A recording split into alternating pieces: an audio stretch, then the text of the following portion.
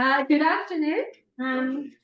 Today I'm very excited to welcome Dr. Marta Favala, the Director of the Young Lives Study, to our departmental seminar today. Young Lives is one of the very few longitudinal and cross-country study of poverty and inequality in low and middle income countries. So for those of us who study social protection and education in the global south, it's truly a rare and precious data source. Marta has been working on Young Lives for 10 years and recently became the director of the study. She is a development economist with a PhD in economics from the University of Essex. She's also an ISEA research fellow and a research fellow with the Oxford Martin program on African governance. Before Young Lives, Marta was an economist at the World Bank, conducting research, surveys, impact evaluations, and policy dialogues in Latin America, Sub-Saharan Africa, and Asia. In addition to leading a major survey study, she has also published many studies in leading journals such as World Development, Journal of Human Resources, and Economics of Educational Review. Today, we have the opportunity to not only learn about the Young Lives survey itself, but also Marta's research on survey methodology. Let's give her a warm welcome.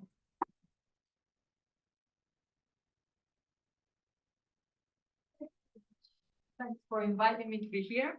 Thanks for showing up. So the presentation is quite odd for me to do it in this way. So we have two parts for this today presentation, which I understand will last about 45-50 minutes. And the first part, I'm giving you an overview of the study, the Young Lives studies, and you will see that it's important for you to understand the context where the second part of the presentation took place. The second part is about an experiment that we did in preparation of the latest survey rounds. And it actually was quite useful in informing what to introduce in the latest survey rounds, but also we produced some evidence that I hope you will find interesting.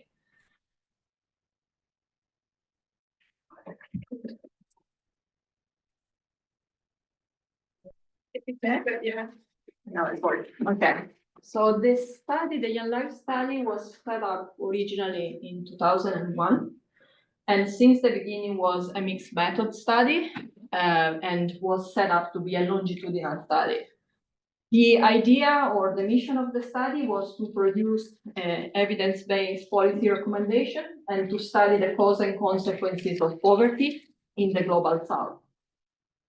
When the study was set up, we were talking about Millennium Development Goals. So the study was meant to track the development of two cohorts of children during the entire period of the Millennium Development Goal. So Young Lives is in four countries, in Ethiopia, in 2 states in India, Andhra Pradesh and Telangana, in Peru, and in Vietnam. So what we did since 2002, which is the days of the first survey rounds, is following 12,000 children that, as you can imagine, I will possibly make a lot of mistakes and keep calling them children, but they are no longer children. They are 22 and 29 years old. And what we did in this 20 plus year of the study is collected information about them, about their family, about their peers, about the community where they were living. And when I talk about Young Lives study broadly, I meant 3 different components of the study. The one is what we call quantitative survey. The second one is a qualitative survey, and then the school survey. So the qualitative survey basically follow a subset, a small group of children over time, so it has the same longitudinal nature, but as you can imagine, in a much smaller frame. So I think this is key for you to have a better understanding of the study, this figure that you have on the right. So as I said, we follow 2 cohorts of children that back in 2002 were 1-year-old and 8-year-old, and we followed them for 6 rounds in person. As you can imagine, in round 6 here, the round 6 was happening in 2020, 2021, COVID was with us. So we moved from an in-person survey to 5 phone survey calls. So we have a lot of information on what was going on during the COVID and during the pandemic. So the idea of the study, as I said, was to study the cause and consequences of poverty. And the way the study has been set up back in 2001 was actually trying to oversample poor population, both in terms of the way the community has been selected and the households within the study has been selected. So I will never say that Young Lives is national representative for that reason. But when you actually compare, and we did a few exercises in the past, you compare the characteristics of the sample with the characteristics of a similar age sample from a national representative data sets, you've actually realized that Young Lives is covering a quite big variety in different dimensions. So it's not nationally representative, but still can give you a quite good idea about what is going on in our study country. The nature of the study, so the study is not a study on health, it's not a study on education. It tried to describe the life of the children and young people over a broad aspect. So we have information collected that I try to group here. It don't even try to be comprehensive of all the information collected since round one, because it's actually quite impossible to summarize all of them. But these are kind of the area where we do collect information on health and nutrition, and most recently, since the pandemic, a lot more on mental health, on education and skills. And skills is both, the meaning of this word skills here, both it meant socioeconomic, socio-emotional skills, or learnings, or cognitive skills. Then we have information collecting on employment, on family life, so whether we do collect information about their fertility history, the children that they have, and marriage and cohabitation. And as I said, yeah, from the COVID, we had much more on mental health as well. I will say a bit more on this one later. So Young Lives collect data and make sure that the data are in the public domain. So all the data are publicly archived through the UK Data Service.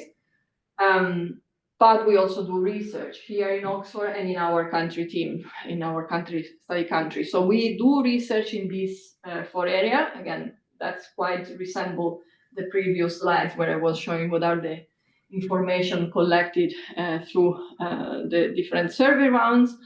And more recently, we are focusing on what is here in the white circle, the shocks and crises. So we are focusing on to what extent climate or environmental shocks, COVID, and conflict in Ethiopia, which will be an important part of what I'm telling you in the second part of the presentation, is affecting life trajectories. And being a longitudinal study, then very nice feature is that you can actually go back in time, see the context where the young people were born and where they grown up, and see to what extent what happened in their life, at their family level, but also where they were living has been affecting their development. So I put these slides here just to give you an idea of what sort of feature you can use from the data and what sort of empirical methodology you can use, or empirical approach you can use to try to infer causal relationship. So child difference in difference, cross-cohort difference in difference, which actually I don't mention, but one thing that you notice here is that the way that the study has been set up, what allows you to do is comparing the 2 cohorts at the same age, say, for example, age 8, at different point in time. So you can compare what happened in the younger cohort life when they are 8 years old, and compare what was happening a few years before at another cohort, the previous cohort generation. So that's quite a nice feature to use. And in round 4 and 5, we also collect information about the siblings of the younger cohort, which is another feature that can be used for analysis. As I said, the latest survey rounds is round 7, that was completed just in April last year. So we have a lot of new data to dig in. And we will be soon releasing in a couple of weeks the first headline emerging from round 7, where you will see a bit of recovery story compared to what happened during the pandemic, but still a lot of inequalities emerging on different aspects of the young people's life. One thing I'm quite proud of, I have to say that, is the attrition rate that we have been able to achieve in the 20 plus years. So if you just look at the blue lines, the attrition rate for round 7 is 18.9 compared to the original sample, which means that we have been able last year to interview and complete interview with over 81% of the original samples. That's, I think it's completely remarkable. There is no doubt about that. By the way, the increase in attrition during round 6 is because of the conflict that was not happening in Ethiopia. We have not been able to go to 2 of the sites or cluster where the conflict was in. And we were unable to reach them over the phone. And so that's basically why we have this jump. So what we try very much to do in round 7 is actually to recover the information lost in round 6 as well and go back to the round 5 respondents. So round 7 has 3 components, and we talk a lot today about these 2. And the experiment is actually was an experiment done on the pilot for these 2 components. So I will not spend time now to say that. But basically, we have 3 components. One is the traditional face-to-face interview, where we do collect information about the household and information about the young people interviewed as part of the study. Then we have a biomarkers component. Young Lives has been collecting anthropometric measures since the very, very beginning, so we continue to do that. And one thing that we did introduce in round 7 was the air sample collection. And the idea is to get a measure of the cortisol in the young people's body. And what we want to test and check is what comes from the medical literature that basically suggests the idea that our body overreacts to stressful situations if when you were kids, and when I say kids, I mean a baby, or even during the gestational period, you have been exposed to extreme shocks of different nature. So we recently launched a hub on climate change and environmental shocks. So one key aspect of the hub is trying to look at where they were born and where they have been grown up and what sort of environmental shocks they have been exposed to, and see what is the impact that has on the long-term impact on mental health for these 2 cohorts of children. And then there is a self-administered component, which is the key part of the next presentation. So we do have reading comprehension tests, which is the measure that we still have in round 7 for measuring learning. And one key question here is how the COVID-19 has affected the learning trajectory of our, specifically the younger cohort, who were still in education when COVID happened. So a lot of education disruption, as you can imagine. And then we have a measure of a tool to measure executive function, and specifically working memory and inhibitory control. And it's a tablet-based game. There are games, basically, that we administer back in round 4 when the younger cohort was 12 years old, and we are administer again in the same country where they were administered in round 4 in Ethiopia and Peru when they are now 10 years older. And then we come to the self-administered questionnaire. Yeah, well, that's, you can see how the hair sample data collection happens. I just have a quick question. Are these tests in local languages? Yes, all of them. Yeah. I'll say a bit more about the translations of the tools. And then we get to the self-administered questionnaire. So we have 2 versions of the self-administered questionnaire. One was applied in Peru and has been applied in previous rounds as well. So basically the respondent has a tablet in front of them, and they have questions that they need to be able to read in order to answer appropriately. And then for these rounds, we introduce an audio version of the self-administered questionnaire, which is called ACASI. That's for simplicity here. And the idea is that in setting where literacy is quite low, it's actually very difficult for a respondent that maybe is not even very familiar working with digital devices to read, understand, absorb the information in the question, and being able to answer appropriately. And the idea was since the beginning, since the design phase for round 7, the idea was to administer the ACASI instrument in Ethiopia and in India, where we know from our data the literacy level of our respondents is quite low. And then we went to pilot those instruments. Okay, now I need to do the magic and go to the second part of the presentation. Okay, where do I go here? Okay, it's not at the beginning, so let's go back. So today I'm presenting, this is already a paper now, has been recently published in Economic Letter. And as you can see, it's a co-author work with all of these people mentioned here that have been helping in the design of the ACASI during the preparation of round 7. So the idea that we have here was to pilot the ACASI or part of the ACASI, we understand better in a minute, and to try to understand how to ask questions that were very sensitive in nature to respondents that had been affected by the conflict, the armed conflict in Ethiopia since November 2020. So when we get to them and doing the piloting was in November 2023. And officially the conflict was already finished, but this generation or that specific participant has been exposed to 3 years of conflict, and some of them were already still in the middle of all the chaos, and it has been absolutely tremendous what they have to experience. So when we think about that, we said, okay, we really want to understand how we can ask sensitive questions to our respondent, keeping in mind basically three things. The first one is that we want to get high quality data. Okay.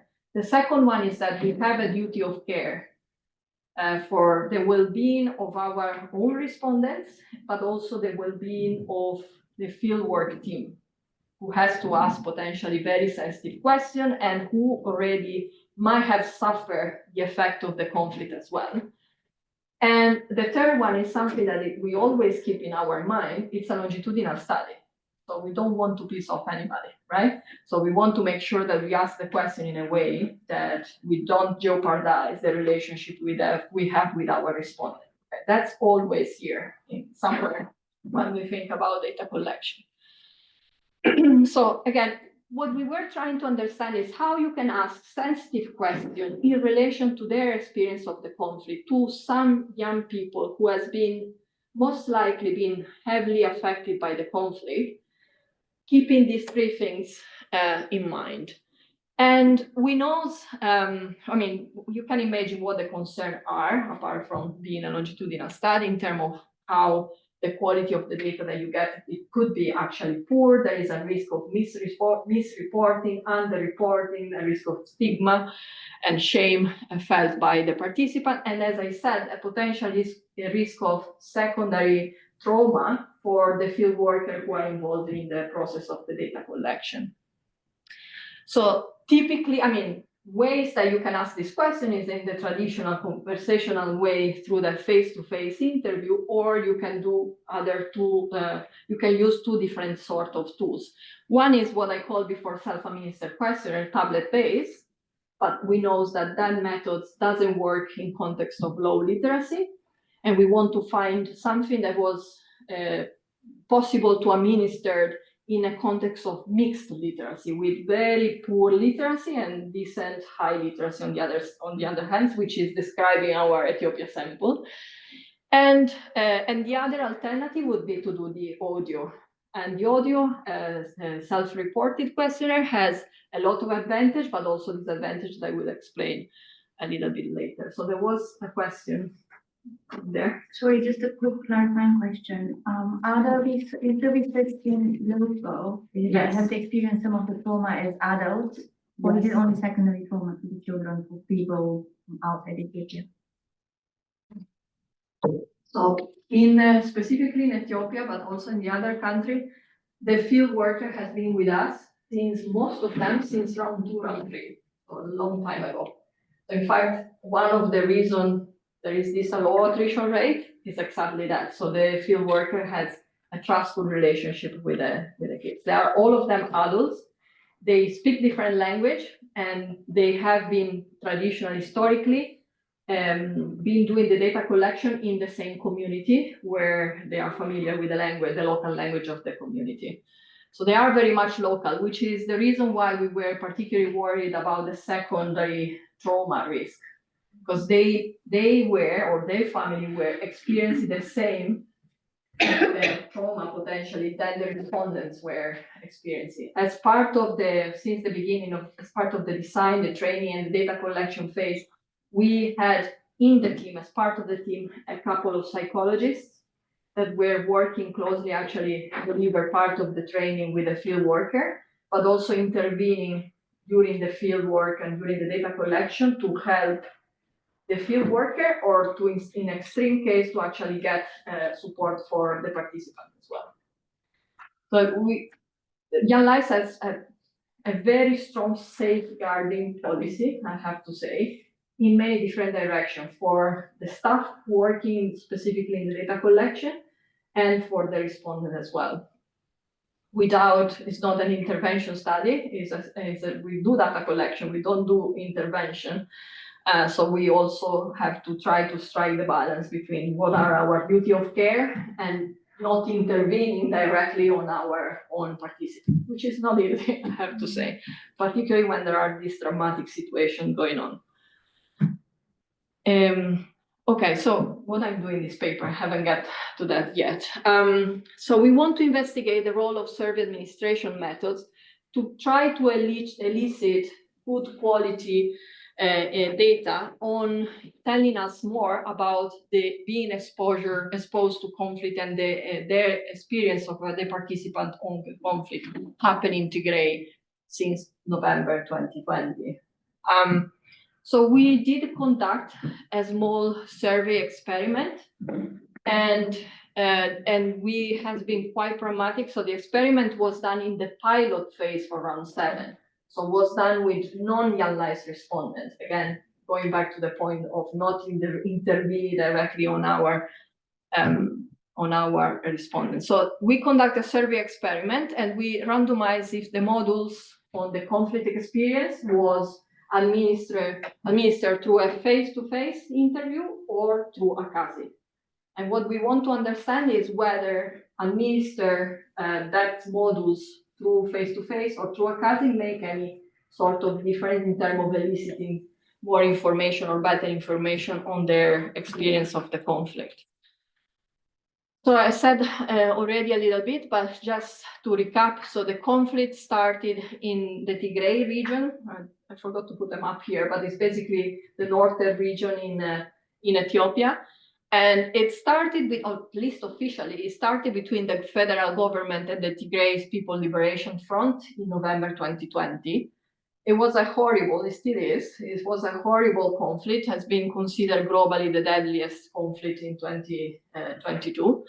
And I can tell from official reports and statistics, but also listening to what was going on directly from our team in the field, that has been horrifying. And after or during the conflict, what happened is that there has been repercussion on many aspects, including economic repercussion. There has been a massive inflation, a lot of food insecurity that we observed even during the pilot of round 7, a collapse of the education system, the health system, and we, during the pandemic, so between 2020 and 2022, when we did all the 5 phone survey calls that I mentioned before, we observed a dramatic increase in mental health issues within our Young Lives participants. So as I said, in November 2022, the conflict in theory stopped, but in practice it didn't, and continued and moved in other regions. So it's not that strong in Tigray region, but it's more in the Amhara and in the Oromia region. And that's basically what I'm just telling here. So start here in 20. Here is where the period where the COVID fund survey in Peru, in Ethiopia was conducted as part of round 6. And this is where the pilot in May 23, the piloting of in preparation of round 7 happened. So I don't have to spend much time talking about young lives again. But so we conducted this pilot with a very small sample, okay? Keep that in consideration. So it's 139 non-young lives participants. They were selected to be resemble the young lives sample because that's what we need. It was a pilot. But the implication is that potentially is a poorer sample of respondent compared to the national representative sample characteristics. And it's a small number. And it was these 139 participants were living across those areas, Tigray, Amara, Oromia. Tigray and Amara are the two regions where the conflict was stronger and was experienced for a longer period, less in Oromia and in Addis, where potentially the consequences were of other type, more economic than anything else. So when we did this pilot, the self-administered component of the ACASI was part of the pilot. The pilot was on other dimension, on reading comprehension, etc. But the ACASI was part of this pilot. So before going to the results or the experiment setting and the results, so how administer, what does it mean doing an ACASI or preparing the ACASI tool? It means that you have a set of questions that need to be very simple to answer, need to be yes or no questions. The question has been translated in the three local language, in the Amharic, Orimifa, and English. And we recorded the questions using both female and male voices. The idea is that if you are a female respondent, you will get an audio recorded by a female interviewer. So we have this idea of gender match in the recording, thinking that it might help to reduce any sort of fear of answering the question without misreporting it. So before the interview started, given that these are not our participants, so we don't know anything about them, we were checking which language they were proficient and which language they want the ACASI to be administered. And obviously we collect the consent form from them. So then you can imagine it might happen in rural or semi-urban areas. So we were trying to ask them to find or look with them a safe and protected place where they can get some privacy and be feeling comfortable to answer those questions. They are wearing headphones, avoiding any sort of overhearing from others who were passing by or closer to them. And they do have a tablet, okay? And they do answer the question using the tablet. So again, one potential caveat, which is part of the discussion at the end, is to what extent the respondent need to be familiar with digital device and how, and that was very much kept in our mind because again, we know our respondent digital literacy, but we don't know their own digital literacy. So before the administration of the ACASI started, apart from checking the language where they want the ACASI to be administered, we were also playing some practice questions with them to see whether they were listening, understanding, and completing correctly the questionnaire. Okay, so the figure 3 is basically how a practice question look like. Forget about the text, no? The text is an audio, so you don't have any text on the screen, and it's basically, it looks like on the left-hand side, don't ask me to tell you what is written up there, because I have no idea at the moment, and I couldn't figure out quickly before coming here, so, but I can assure you that what you see in the screen is basically these two dots, these two squares, and the sun. So it's square blue is for yes, square red is for no, and the sun is just if you want to skip and not answering the question. So that's the only things that they see on the screen. So what they literally have to do is just clicking on one of the three shapes. And as you can see, the practice question were very easy. What country do you currently live? China, Ethiopia, or when there was another question, are you over 50 years old? Yes or no? So very easy question to check they were understanding or able to answer the question correctly. So we want to understand better the experience of the conflict. That was the goal. Okay, and we want to understand better how to ask the questions about their experience. So we look back at 3 different scales: conflict exposure, you have the reference on the bottom, but conflict exposure, adult resilience, and exposure to violence. And we did select out of these 3 scales, 19 items or 19 questions that we want to be able to test in the field, and eventually selecting all of them or few of them to be administered in round 7. So the way that we ask this question is, as you can see on the top of the table, so for the ACASI respondent, we are asking, have you been severely injured since November 2020, which is the official starting of the conflict, as a result of the conflict? So it's one question only. For those who were answering using the tablet, like self-administered, using the tablet, using the face-to-face interview, the interviewer was asking, have you been seriously injured since November 2020? If they were saying yes, they were asking a follow-up question, was that as a result of the conflict? Just because embedding the skip pattern in the audio might actually be quite difficult and complicated to them, and that would require for them to actually go through 2 questions rather than only 1. So we simplify that in this way. But anyway, out of this 3 scale, we selected 19 items that we thought that were particularly useful for the Ethiopian context. And we had a small focus group to try to understand if we were correctly identify those that were more relevant.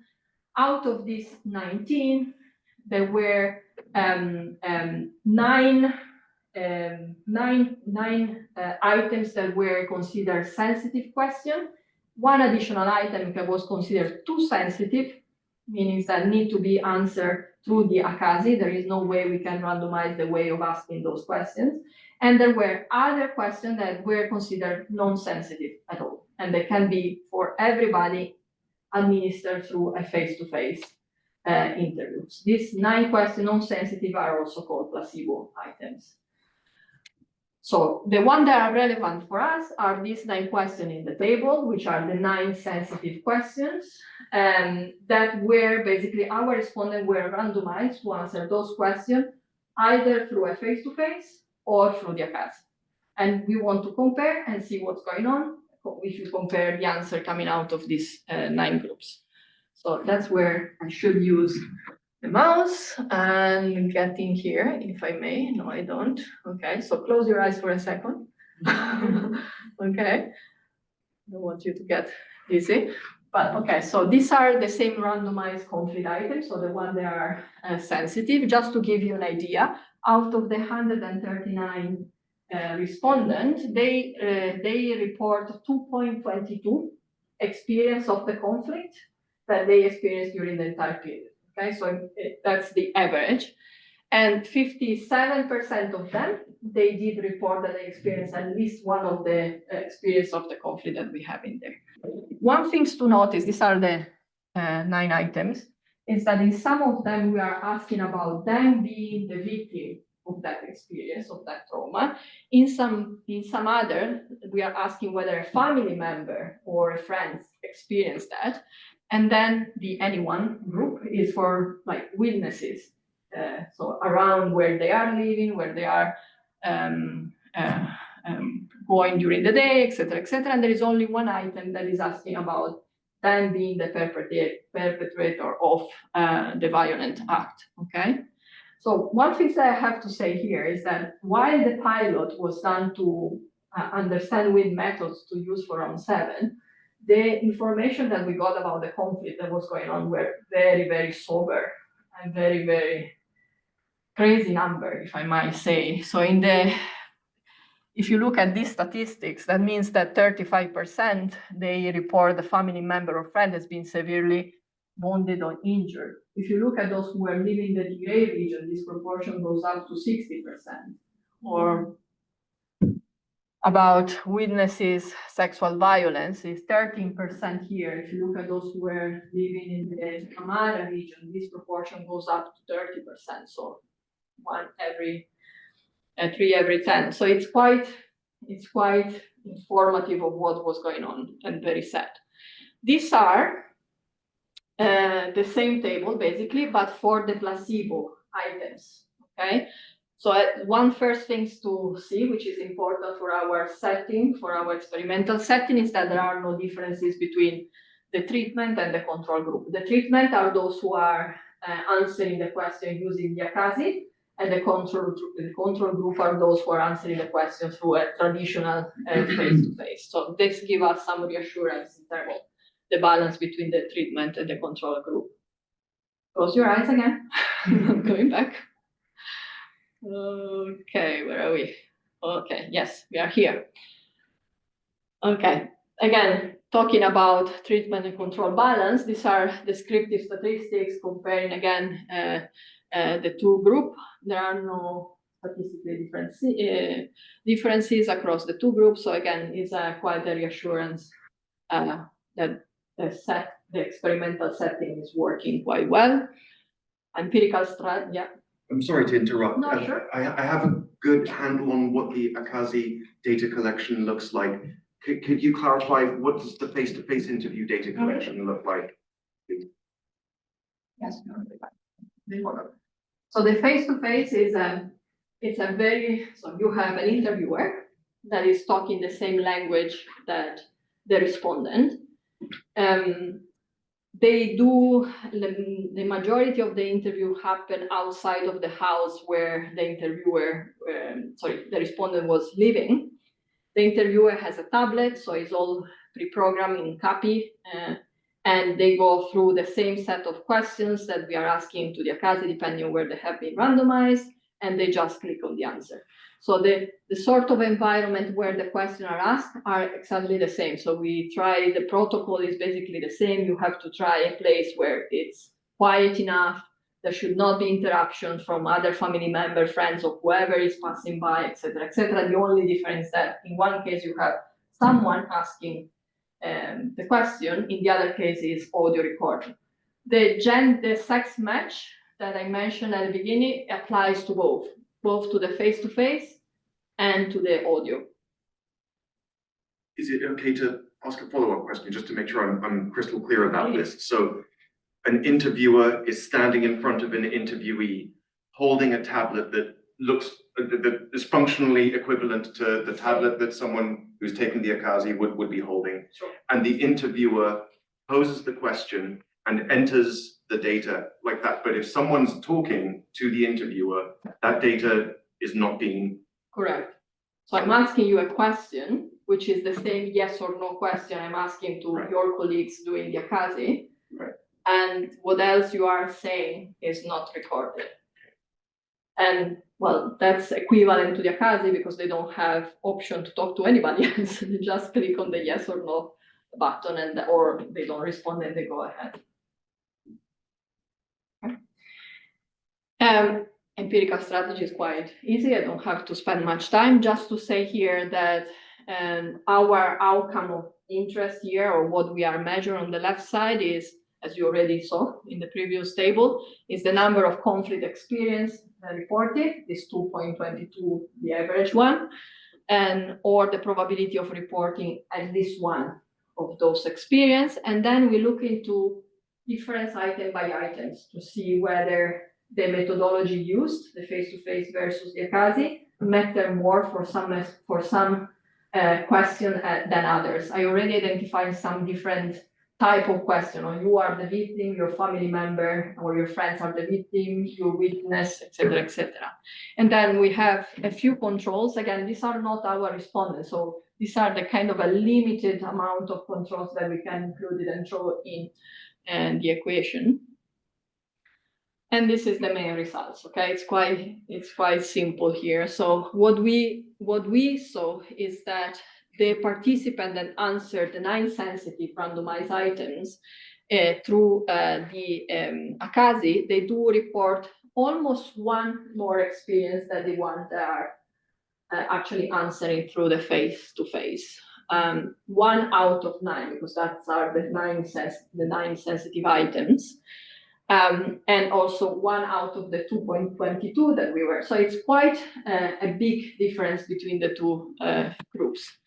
And they are 18% percentage point to report at least one. Okay, that's not a surprise.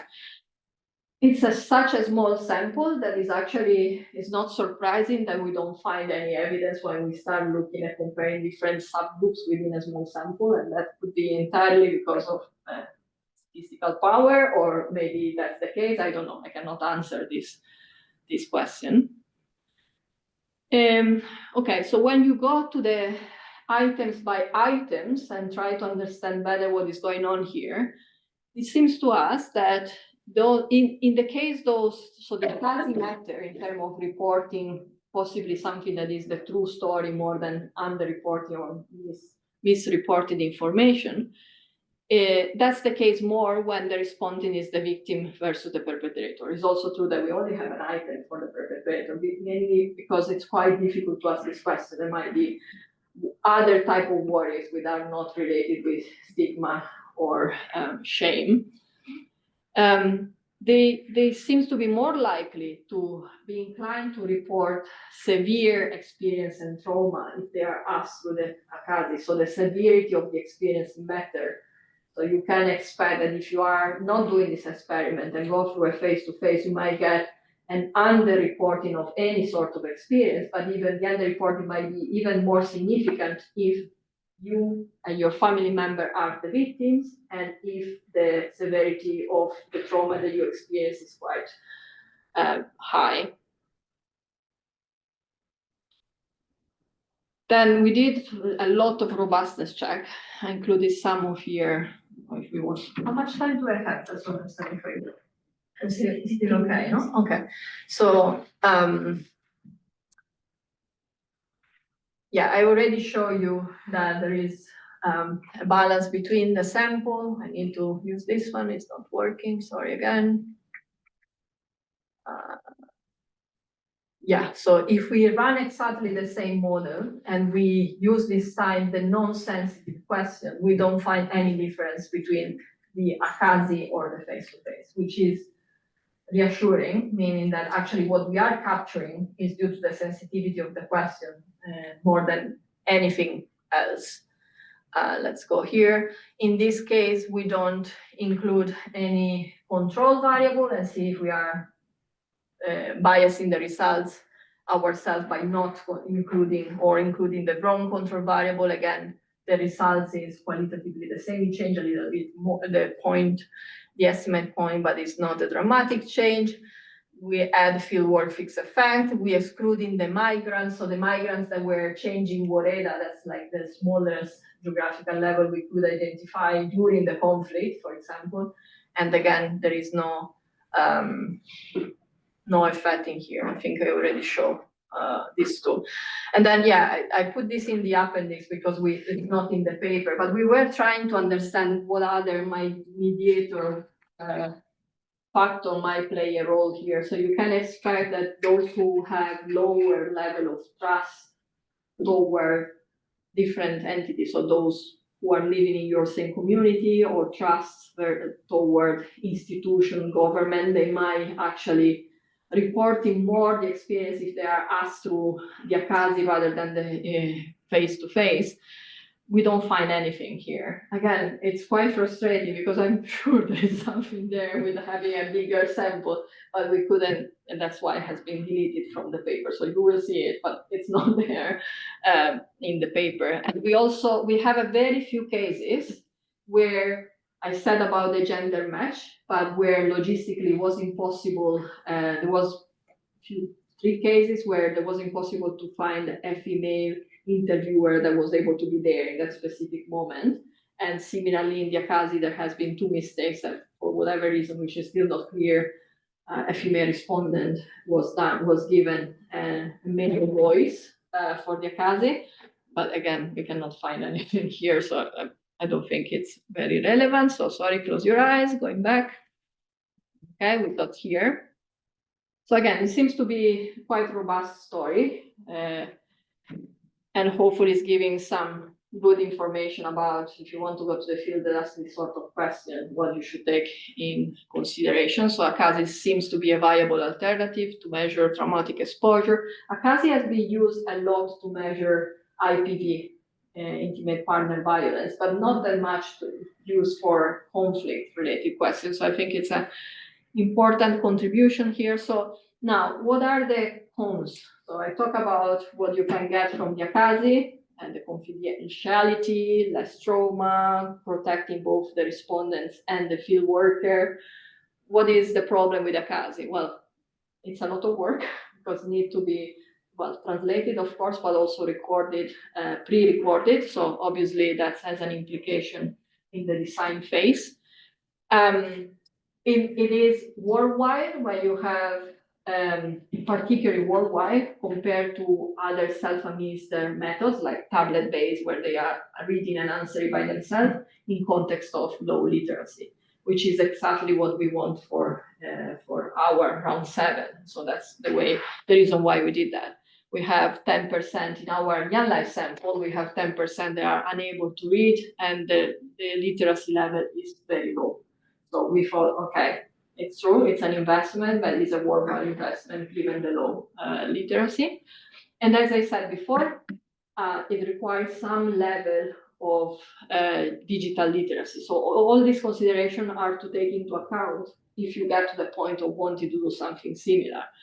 In our case, it seems to work pretty well. We have information from the previous survey rounds on the level of literacy, and at least with tablet, what we were saying before, with tablet and mobile phone, they are quite able or have been exposed. And in fact, when you ask the practice question, you see it very clearly. Remember the first time that we introduced the tablet in Peru for doing the self-administered questionnaire back in 209, yeah, 9, yes. The kids, well, they were children, first of all, they were very surprised to have a tablet. What shall I do? And when we asked them to play games, I mean, they were like the happiest kids in the world. It's video games for free, and they asked me to play them, you know. So, but even in the Ethiopia context, which is quite different from the Peruvian context, the digital literacy seems to be enough to basically answer those very, very easy questions without any text and just color shaped.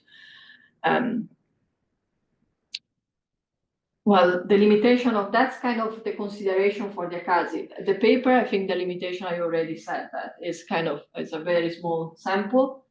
So you can get some information, but yeah, if you start looking into subsample within that sample, it's basically useless. There is a limitation in consideration of the mediator channels that I was trying to explore and I failed. And again, as I said, it's a pro-poor sample, so there might be some concern about external validity. I'm not quite sure in which direction there might be any biases here. And yeah, one important thing is that we only have 2 arms in the experiment, so we are able to compare face-to-face versus ACASI, and not ACASI versus a self-administered tablet-based questionnaire. But the reason being is that this is what we need for round 7. So it was a pilot done for round 7. It was not like an experiment done specifically for that. So we have been quite opportunistic on making the most of the pilot experience. And yeah, and based on these results, we actually end up designing the round 7 ACASI questionnaire, taking consideration that those, particularly for those sensitive questions, and particularly for those where the respondent was either the victim or the family member was the victim, or the severity of the experience was particularly important, those questions all went into the ACASI and were not administered in any other way. So now that you listen to this presentation, I invite you to go to listen to the podcast from Sophie, who is a co-author, and she did a much better job, and it's only 7 minutes. It's a completely inefficient use of your time, guys. I'm very sorry for that. But the paper has been published in the economic letter. It's been in the economic letter. It's quite short as well, so you can maybe even more efficient than coming here today. And if you want to know more about the data in general, I'm here, or you can add to our social media channel.